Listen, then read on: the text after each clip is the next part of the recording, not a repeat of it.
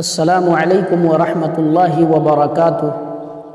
محترم ناظرین و سامعین، آج میری گفتگو کا عنوان ہے کہ رمضان المبارک کے روزے کی نیت کب اور کس طرح کرنا چاہیے۔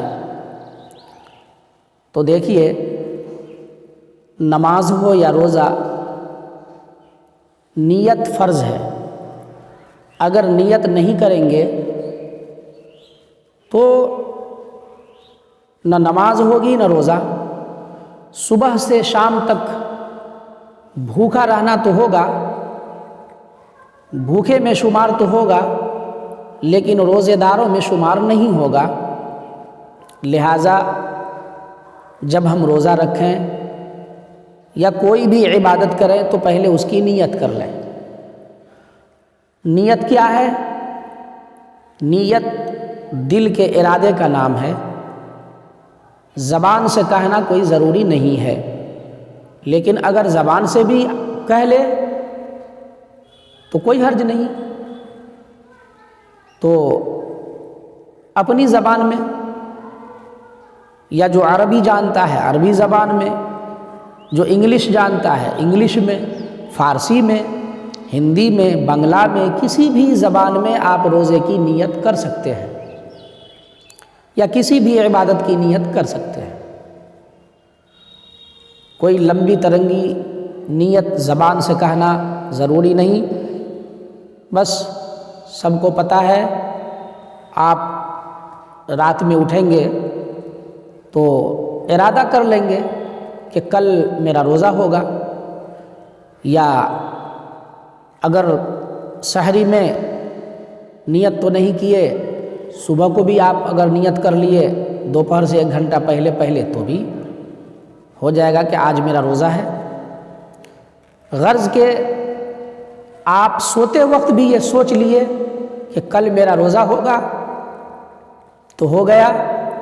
سحری کے وقت، خاص سحری کے وقت نیت کرنا ضروری نہیں ہے۔ بعض لوگ سمجھتے ہیں کہ جب ہم روزے کی نیت کر لیے تو اب ہمارا کھانا پینا بند ہو جائے گا، اور بند ہو گیا۔ نہیں، روزے کی نیت کر بھی لیے تب بھی آپ کھا سکتے ہیں جب وقت بچا ہوا ہے۔ تو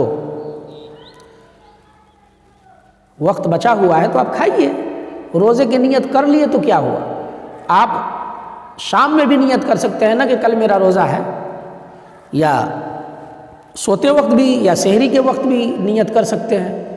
اگر بالفرض نیت نہیں کیے تو دن میں جب یاد آ جائے دوپہر سے 1 گھنٹہ پہلے تو نیت کر لیں۔ چونکہ سحری کھانا بھی تو نیت ہی ہے۔ مان لیجیے آپ سحری کھا رہے ہیں، کیوں کھا رہے ہیں؟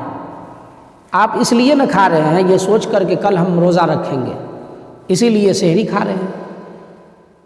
تو سحری کھانا بھی سمجھ لیجیے گویا ایک عملی اقدام ہے، ایک نیت۔